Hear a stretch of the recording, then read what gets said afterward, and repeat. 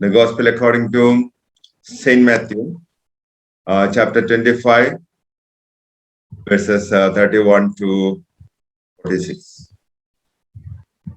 आज का जो वचन है वो मत्ती रचित सुसमाचार उसका 25 अध्याय 31 से 40 तक है। Please read it.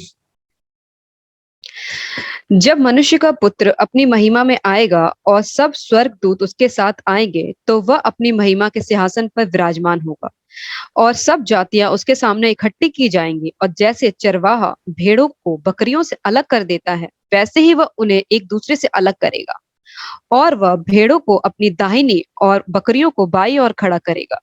तब राजा अपनी दाहिनी ओर वाले से कहेगा, हे मेरे पिता के धन्य लोगों, आओ उस राज्य के अधिकारी हो जाओ जो जगत के आदि में तुम्हारे लिए तैयार किया हुआ है। क्योंकि मैं भूखा था और तुमने मुझे खाना दिया, मैं प्यासा था और तुमने मुझे पानी पिलाया, मैं परदेसी था और तुमने मुझे अपने घर में ठहराया, मैं नंगा था तुमने मुझे कपड़े पहनाए, मैं बीमार था तुमने मेरी सुधि ली, मैं बंदी गृह में था तुम मुझसे मिलने आए। तब धर्मी को उत्तर देंगे कि हे प्रभु, हमने कब तुझे भूखा देखा और खिलाया या प्यासा देखा और पिलाया? हमने कब तुझे परदेसी देखा और अपने घर में ठहराया या नंगा देखा और कपड़े पहनाए? हमने कब तुझे बीमारी या बंदी गृह में देखा और तुझसे मिलने आए? तब राजा उन्हें उत्तर देगा, मैं तुमसे सच सच कहता हूँ कि तुमने जो मेरे इन छोटे से छोटे भाइयों में से किसी एक के साथ किया वो मेरे साथ किया। वचन के पढ़े जाने पर आशीष दे, आमीन। In the Gospel, Jesus is asking a question. What is a man profited if he gains the whole world and loses his own soul? इस सुसमाचार में परमेश्वर जो व्यक्ति से एक सवाल कर रहा है कि तब क्या होगा अगर कोई मनुष्य पूरे जगत को प्राप्त कर ले और अपने प्राण को ही त्याग दे।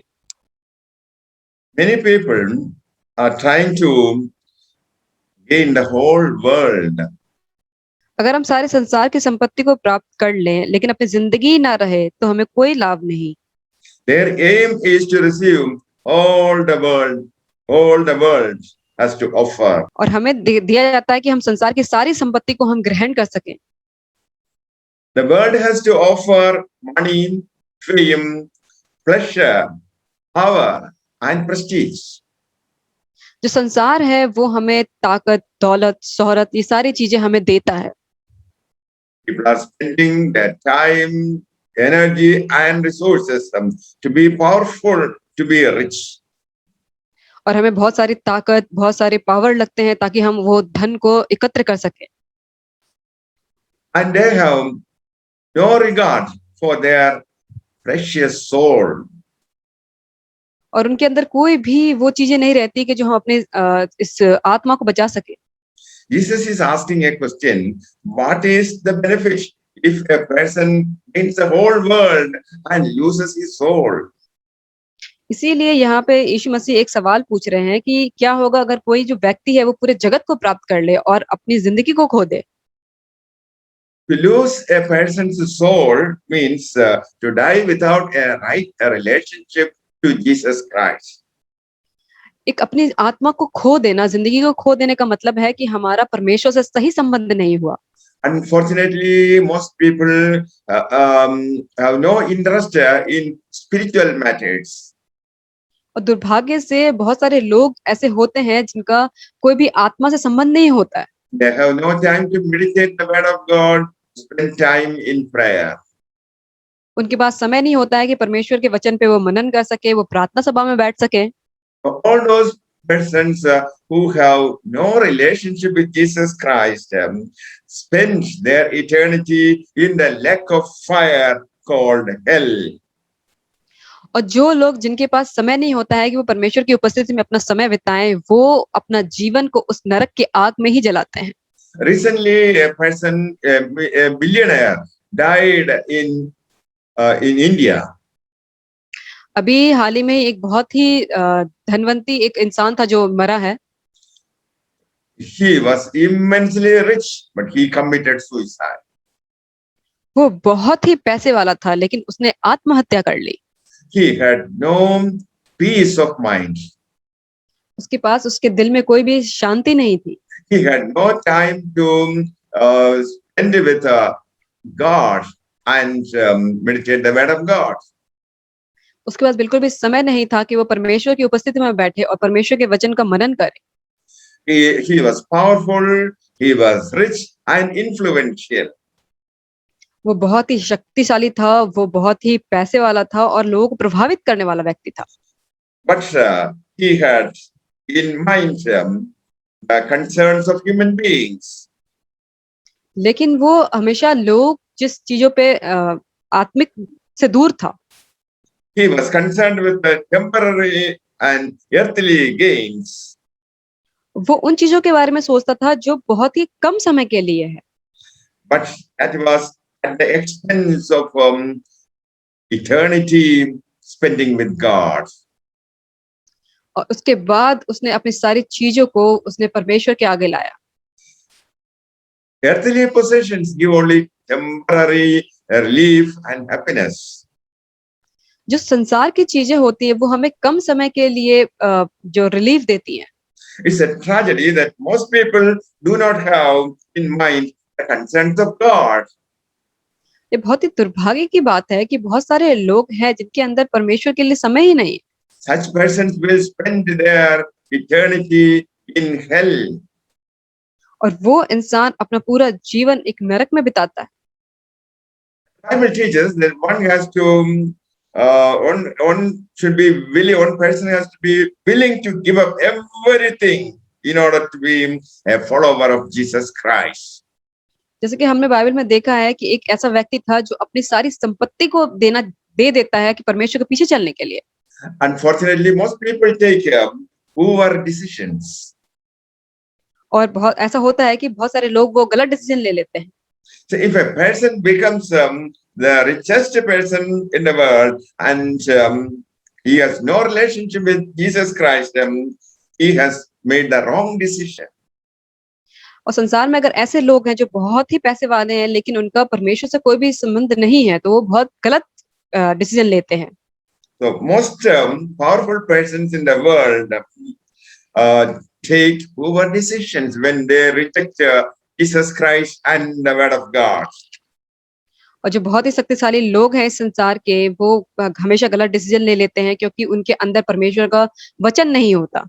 That is why Jesus is asking, what is a man profited if he gains the whole world and loses his own soul?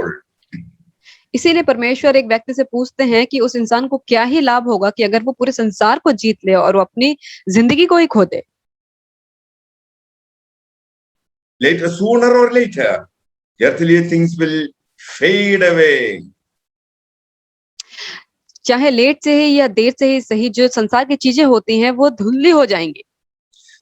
That person has lost the only part of himself that lasts forever. That is his soul. और इस इंसान ने अपने जीवन को परमेश्वर को दिया, जो आत्मा होती है वो हमेशा जीवित रहती है। Jesus is saying that the soul of a man is more precious than the entire world. परमेश्वर कहता है कि जो इंसान की आत्मा होती है वो बहुत ही ज्यादा प्रीशियस होती है इस संसार की चीजों से। Most people do not give the soul the importance of even their dogs.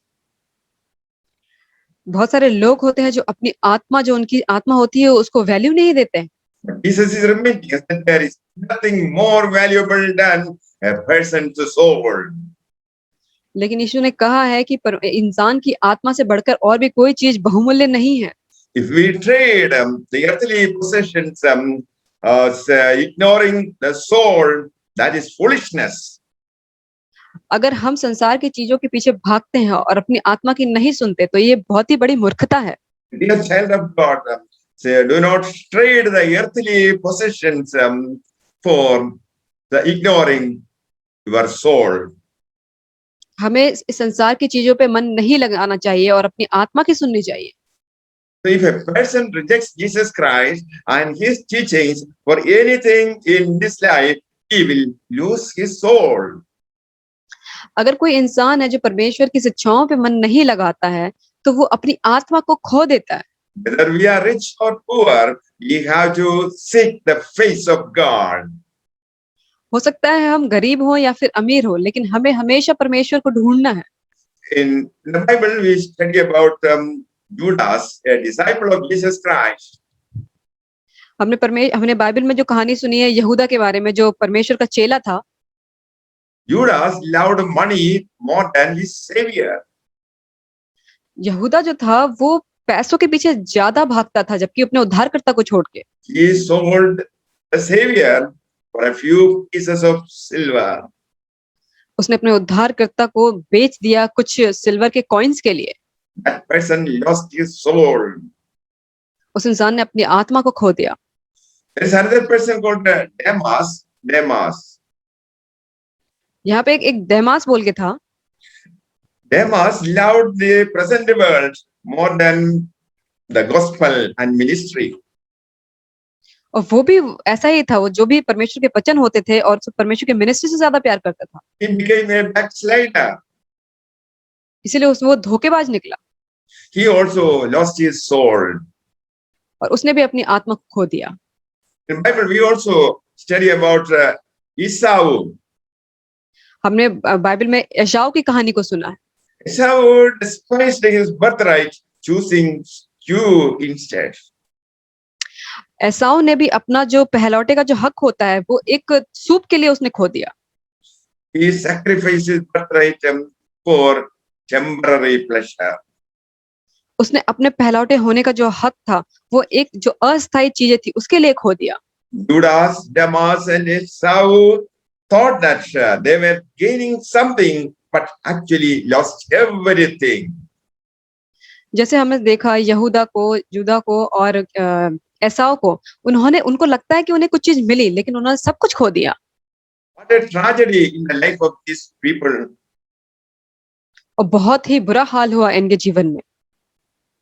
So we have to take the right decision in our life. इसीलिए हमें अपने जीवन में सही डिसीजन लेना है। So Jesus speaks about eternal life. परमेश्वर जो है वो अनंत जीवन के बारे में बात करता है। A person receives eternal life on receiving Jesus Christ as his Lord and Savior. हमें अनंत जीवन तभी मिलता है जब परमेश्वर को हम अपने उद्धारकर्ता के रूप में ग्रहण करते हैं। The life of that person lasts forever, even after the physical death. The life will continue. और उसकी जो जीवन होता है वो मरने के बाद भी बना रहेगा। अगर वो इंसान मर भी जाएगा तो भी जीवित रहेगा। Those persons who accept the teachings of Jesus Christ, those people who accept Jesus Christ as their Lord and Savior, they are making the right choice in life. और जिन लोगों ने परमेश्वर की शिक्षाओं को ग्रहण किया है, जिन लोगों ने यीशु को अपना उद्धारकर्ता ग्रहण किया है, वो हमेशा अपने जीवन में सही डिसीजन लेते हैं। But there are also millions of people who choose to spend their eternal life in hell. और यहाँ पे मिलियंस ऑफ लोग हैं जो अपनी पूरी जिंदगी को उस हेल में बिताने के लिए तैयार हैं। Hell means separation from God forever. जो नरक होता है उसका मतलब होता है कि वो परमेश्वर को हमसे दूर कर देता है हमेशा के लिए। Dear child of God, our destiny depends on our decision. जो हमारे जो डेस्टिनी होती है, जो वो हमारे निर्णय के ऊपर डिपेंड करता है। You are given the right to choose between life and death. हमें इसे सेलेक्ट करना है कि हम उस मौत और जिंदगी में से किसको चूज करते हैं। If you choose Jesus Christ, you are choosing eternal life.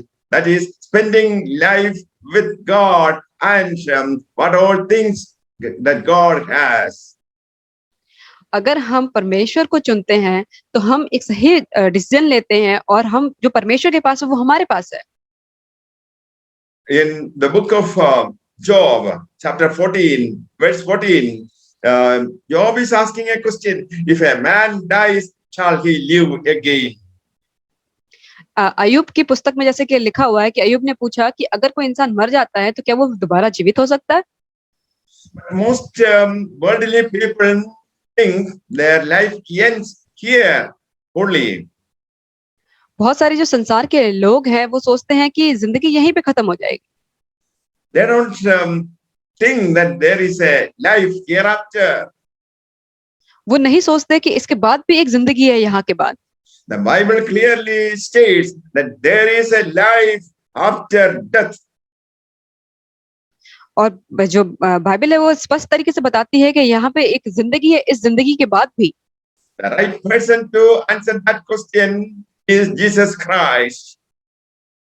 और जो सही इंसान होते हैं वो इस सवाल का जवाब दे सकते हैं कि वो यीशु मसीह है। Jesus died on the cross for the sinners and resurrected from the dead and lives forever. यीशु जो है वो हमारे और आपके पाप अपराध के लिए मरा और वो तीसरे दिन जी उठा और वो आज भी जीवित है। Jesus conquered grave, hell and Satan. और परमेश्वर ने उस कब्र से उस शैतान से उसने विजय प्राप्त की है। Jesus is the right person to say whether there is life after death. परमेश्वर है वही एक सच्चा ईश्वर है कि वही है कि हम वहीं पे जाएंगे जो इस मौत के बाद जो जिंदगी है। So after death, he rose again and lives. और वो मौत के बाद वो जिंदा हुआ और वो फिर जीवता परमेश्वर है। The tomb where Jesus was buried is empty even today. और वो कब्र जहाँ पे उसे दफनाया गया था वो आज भी खाली है। On the Easter day, some women visited the tomb of Jesus Christ. और जब ईस्टर संडे वाले दिन पे कुछ जो महिलाएं थी जो परमेश्वर को ढूंढते हुए आई थी, Two angels were there. दो स्वर्गदूत वहां पे थे। They proclaimed that Jesus rose from the dead. और उन स्वर्गदूतों ने कहा कि यीशु मुर्दों में से जी उठा है। And Jesus appeared to thousands of people after resurrection. और उसके जिंदा होने के बाद वो हजारों लोगों को मिला। And Jesus will return to establish his kingdom. और वो फिर से आएगा जब अपने राज्य को बनाने के लिए। Jesus came here to give heaven to those people who believe in the sacrificial death of Jesus Christ. और परमेश्वर हमें और आपको स्वर्ग देने के लिए आया, वो उन लोगों के लिए जो उस मौत पे विश्वास करते हैं कि परमेश्वर हमारे लिए त्याग किया। And the reward of sin is death. जो पाप का जो कीमत होती है वो मौत होती है। And the judgment for the sins of the world was taken by Jesus Christ, and he died for our sins. और जो हमने जो पाप किया वो परमेश्वर के द्वारा उठा लिया गया और वो हमारे और आपके अपराध के लिए मारा गया। So this is what Jesus did on the cross. He took our judgment for sin on the cross. और यही है जो परमेश्वर ने उस क्रॉस पे किया, उसने हमारे और आपके अपराधों को, वो न्यायों को, उन सबको अपने ऊपर उठा लिया। If you believe that Jesus became a substitute on your behalf for your judgment, you will be saved. This is what Jesus declared. अगर हम इस बात पे विश्वास करते हैं कि परमेश्वर ही वो इंसान है जिसने हमारे अपराध के लिए अपने आप को दिया, तो हम बचाए जाएंगे। If a person declines or is not willing to accept the sacrificial death for sin on the cross, such a person is going to hell. और अगर हम में से कोई इंसान है जो इस चीज को नहीं मानता कि परमेश्वर ने हमारे लिए उस क्रॉस पे अपने आप को त्याग दिया, जान दे दी, तो वो नहीं बचाया जाएगा और वो नरक में जाएगा। Dear child of God, hell is made for Satan and the fallen angels. जो पाप होता है वो केवल शैतान के लिए बनाया गया है। Dear children of God, human souls reject Christ, and they will inherit the same place that is set aside for Satan and his angels. अगर हम परमेश्वर को एक्सेप्ट नहीं करते हैं और अपनी आत्मा में उसको नहीं मानते हैं, तो हम वही जाएंगे जहाँ पे शैतान और उसके दूत जाते हैं। Most people have in mind the concerns of God. बहुत सारे लोगों में परमेश्वर के लिए चिंताएं होती हैं। Such persons will be saved eternally. और वो इंसान बचाए जाएंगे। Bible says Jesus will return as King of Kings and Judge. जैसे कि वचन कहता है कि परमेश्वर फिर से आएगा और राजाओं का राजा बन के और न्यायी बन के आएगा। These are the end times, and we find signs of Jesus' second coming. और जैसा कि हम देख रहे हैं कि हमें इतने सारे जो साइन मिल रहे हैं कि परमेश्वर का जो दूसरा आगमन होने वाला है। Jesus will sit on his throne, gather people before him, and divide them into two groups labeled as sheep and goats. परमेश्वर अपनी गद्दी पे बैठा है और लोगों को एकत्रित कर रहा है और वो उन लोगों को छांटेगा कि कौन उसके लिए है कौन नहीं है। Second time Jesus is coming not as the savior but as the judge. अब जो परमेश्वर दोबारा आ रहा है वो हमारा उद्धारकर्ता बन के नहीं आ रहा है बल्कि वो एक न्यायी बन के आ रहा है। Jesus will reward to each person according to his deeds. और वो हम लोगों को उसी के अकॉर्डिंग देगा, जो हमने किया है उसके अनुसार ही वो हमें उसकी कीमत देगा। As people of the world will be divided into two groups, sheep and goats. और परमेश्वर ने इस जगत के लोगों को दो भागों में बांट दिया, एक बकरी और एक भेड़। Jesus is inviting sheep as blessed by God. और परमेश्वर ने जो भेड़ है उन्हें बुलाया है, उन्हें आशीष दी है। And Jesus is declaring that he has received every act of kindness that they have done for the least of the people. और परमेश्वर ने उन चीजों को ग्रहण किया है जो उसने छोटे से छोटे लोगों के लिए, जो हमने दयालु वाली चीजें की हैं उन सबको। Whatever the children of God are doing in these days while they are alive, that is treated as doing something for Jesus Christ. और इस अंतिम दिनों में जो परमेश्वर के बच्चे हैं, जो उनके लिए जो कुछ भी कर रहे हैं, वो परमेश्वर उन्हें वो याद रखता है। Whatever charity work that we do, that amounts to doing something for Jesus' sake. और जो कुछ भी हम दान देते हैं या कुछ भी हम मिनिस्ट्री में देते हैं, तो वो सब कुछ परमेश्वर ध्यान देता है। So we should give help to the poor people and needy. इसीलिए हमें गरीबों की मदद करनी चाहिए और उनकी मदद करनी चाहिए जो जरूरतमंद है। We should pray for the people in prison for the sake of gospel. और हमें उनके लिए प्रार्थना करनी चाहिए जो लोग जेल में हैं। We should promote mission work and help the preachers. और हमें हमेशा ये मिनिस्ट्री और मिशन को हमेशा हमें हेल्प करनी चाहिए। We should pray for the sick people. हमें जो बीमार है उनके लिए प्रार्थना करनी चाहिए। We should be moved with compassion like Jesus Christ. हमें हमेशा परमेश्वर की तरह दयालु और दयावंत होना चाहिए।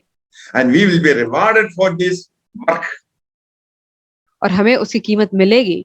There is another group of people called gods, and the second group, Christ delivers a very different message. और यहाँ पे जो दूसरा समुदाय है जिसको परमेश्वर ने बकरियों के समुदाय में रखा है, उसके लिए उन्होंने दूसरा मैसेज दिया है।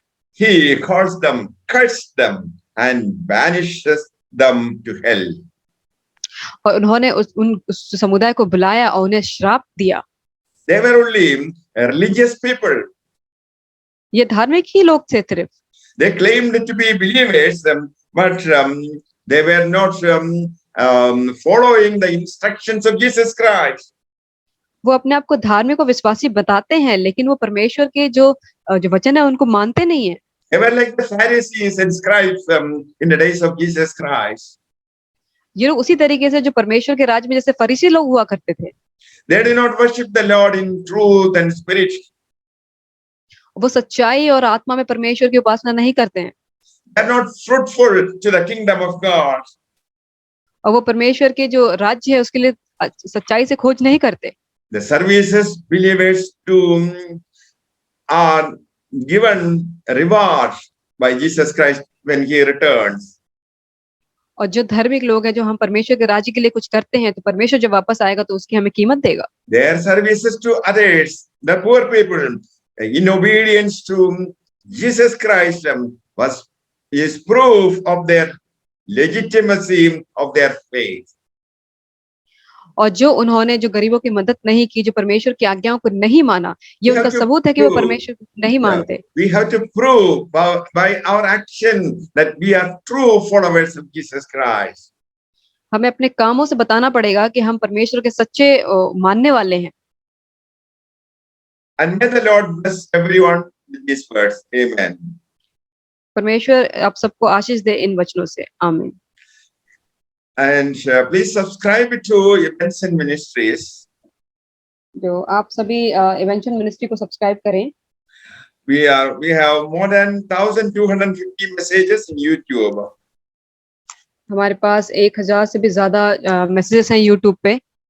You can also like Facebook page, हम जो फेसबुक का पेज है उसे भी लाइक कर सकते हैं Twitter, Pinterest, and Instagram. और इंस्टाग्राम पे भी हमारी लिंक है, उसको भी आप यूज करें।